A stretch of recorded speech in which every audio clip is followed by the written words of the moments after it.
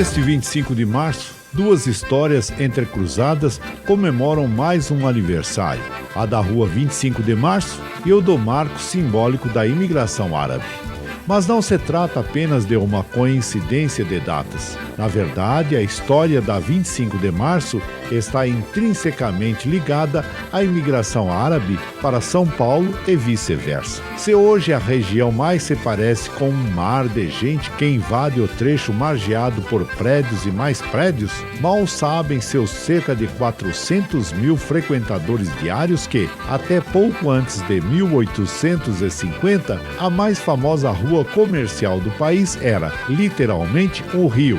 Sim, um leito do Tamanduateí, totalmente navegável, corria no atual traçado da via, recebendo as águas do rio Anhangabaú e desaguando no Tietê. Até o fim do século, havia ali um porto que servia de escoradouro para as mercadorias importadas, que chegavam de navio em Santos. Subiam a Serra de Carroça e, posteriormente, pela estrada de ferro Santos-Jundiaí e alcançavam o Ipiranga. De lá, eram levadas via Tamanduateí até um porto para barcas, o chamado Porto Geral.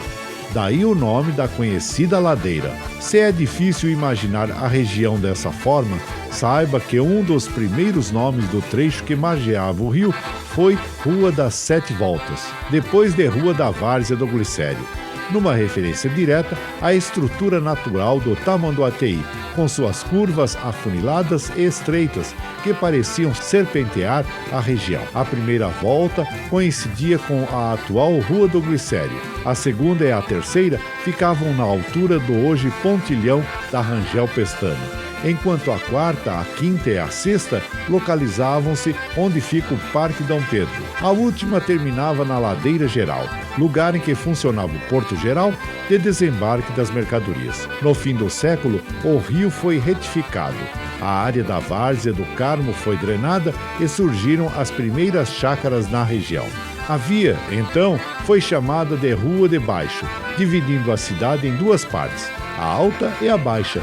Nesse período, o comércio comandado pelos primeiros imigrantes árabes concentrava-se na parte de cima, mais precisamente onde hoje está a Rua Florencio de Abreu. Com a urbanização pós-drenagem, os aluguéis começaram a subir e quem pisava lá pela primeira vez se instalava na parte baixa, onde os preços eram mais acessíveis. Chegaram os bondes e o trecho principal foi rebatizado em 1865 como 25 de março, homenagem à data da promulgação da primeira Constituição Brasileira, ocorrida em 1824. A Rua dos Árabes. Quando se fala no povo de origem árabe radicado no Brasil, uma das primeiras associações que se faz é ligá-los ao comércio.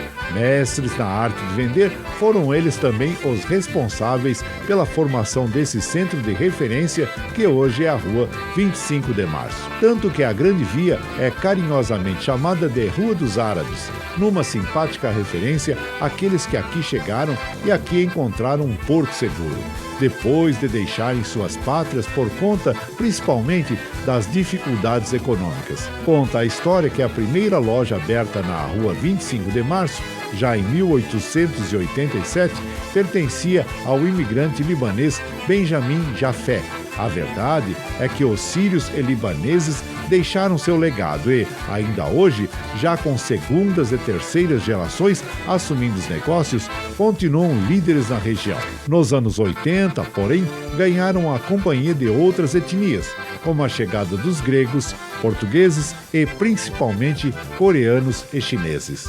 No encontro da Rua 25 de Março com a ladeira Porto Geral Carneiro, ficava o mercado, a tradição do mais barato. A região é conhecida pelo comércio popular, com seus preços muito acessíveis, mas poucas pessoas conhecem o início desta prática, por meio da qual as empresas adotam valores até abaixo dos oferecidos por muitas indústrias. Tudo porque, na década de 60, os comerciantes sofriam com as fortes enchentes e, como não estavam preparados, acabavam perdendo muitas mercadorias. Claro que precisavam reforçar o orçamento para recomeçar, e foi aí que uma necessidade acabou se tornando a grande sacada daquela turma. Naquela época, tudo o que sobrava era vendido a preços imbatíveis, para lá de atrativos. Obviamente, as lojas lotavam. Estoques inteiros eram vendidos, e daí fez-se a fama e criou-se uma tradição. Os lojistas começaram a buscar mercadorias mais baratas e as venderem sempre à vista, estabelecendo valores muito sedutores. Por isso também é que se formou a vocação atacadista da região. No início, os fregueses não eram muitos. Se entravam 2 ou 3 na loja em um dia, já era o suficiente. Compravam muito para revender em diferentes partes do país. O comércio varejista surgiu meio que por obrigação diante da concorrência dos vendedores de rua.